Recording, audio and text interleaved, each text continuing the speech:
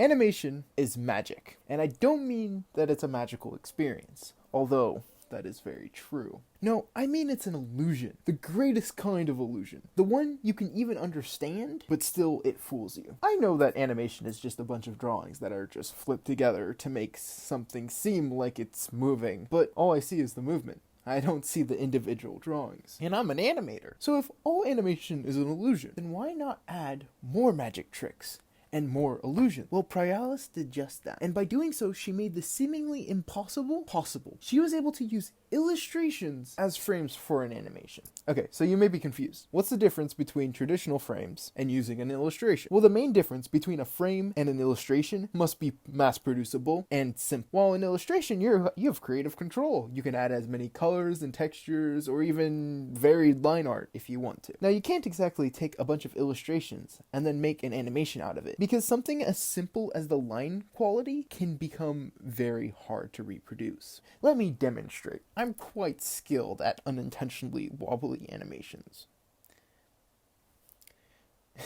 So, as you can see, trying to make any kind of variety in my lines does not look very good. But if I use a consistent size for all my lines, it's a lot easier to do. Now, even if you're more skilled than me, you generally don't add painted shadows, detailed line art, and definitely not cross-hatching, unless you have a trick up your sleeve. And if you know anything about magic, you know about something called misdirection. The idea is to draw focus of the audience to something you want them to see, to hide them from seeing something else. In this case, Pyralis is trying to hide any wobbliness in the line art by drawing attention to the cross-hatching. Notice how the cross-hatching is constantly changing with the light, and because it's constantly changing, it's hard to notice any changes in the line art, but they are there. Want to see through the illusion? Focus at this upper line. Here it shifts and changes when you zoom in, but when you zoom out, it's unnoticeable.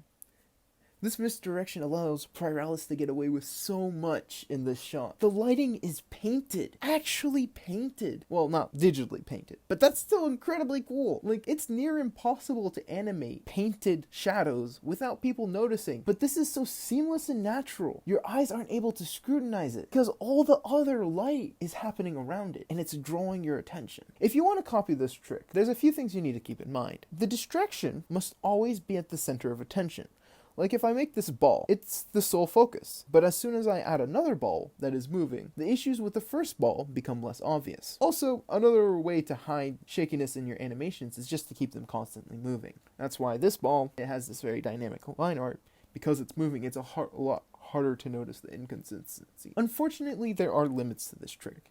Constantly making distractions isn't something you can do in every animation. And you can't just constantly be changing the light every time you want to animate. So this trick is ideal for short bursts of animation. But if there's a bigger lesson in all of this, it is that Pyralis is an amazing artist. I haven't talked about the smoke animation, which is just amazing. Like, just how does it work? It's so smooth. And it's even textured. I need a tutorial, please. Not to mention, this animation is just a masterclass in anticipation. Like, just look at the buildup. It's amazing. This animation is full of stellar tricks, and I hope you're able to find them. Or if you have any questions, I'll happily answer them as best I can. Anyways, I hope you have a good day, and Soma-san.